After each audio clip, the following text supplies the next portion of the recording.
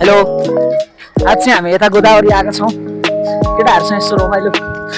हाम्रो 12 को भाइहरूको चाहिँ इक्जाम सकिरहेको, अनि त्यही भएर 4 जना आएको। अरू केटाहरू फेरि जाने गोदावरी नराम्रो छ अरे भनेर नआएको। यहाँ आउँदाखेरि चाहिँ हेर गोदावरी यस्तो राम्रो छ कि लास्टै राम्रो छ। के सबलाई कस्तो लागिरहेको त आज?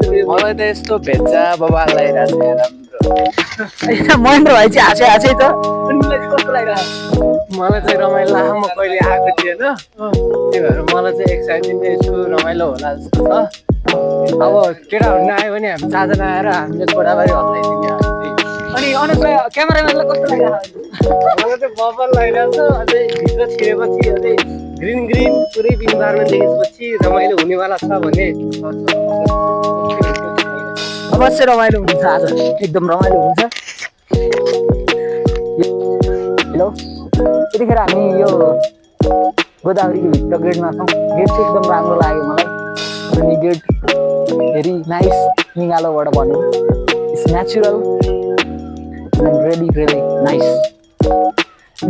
यहाँको वातावरणहरू पनि एकदम रमाइलो छ, एकदम सुन्दर, हरियाली देख्न सकिन्छ। त्यही यस्तो रमाइलो।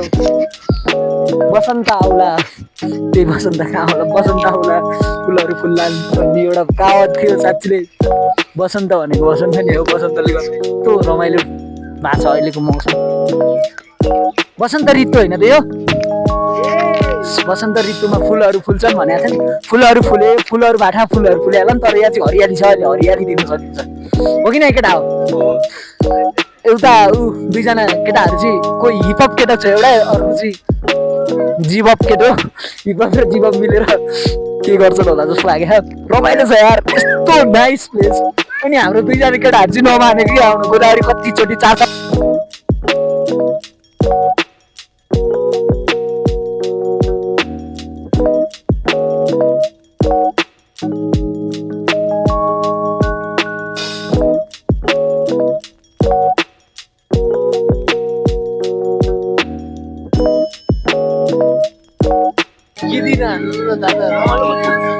रमाइलो भइरहेछ। रमाइलो केटाहरू रमाइलो लागिरहेछ है अनुज तिमीलाई नि? रमाइलो बवाल मजा आइरहेछ नि आउनु होइन?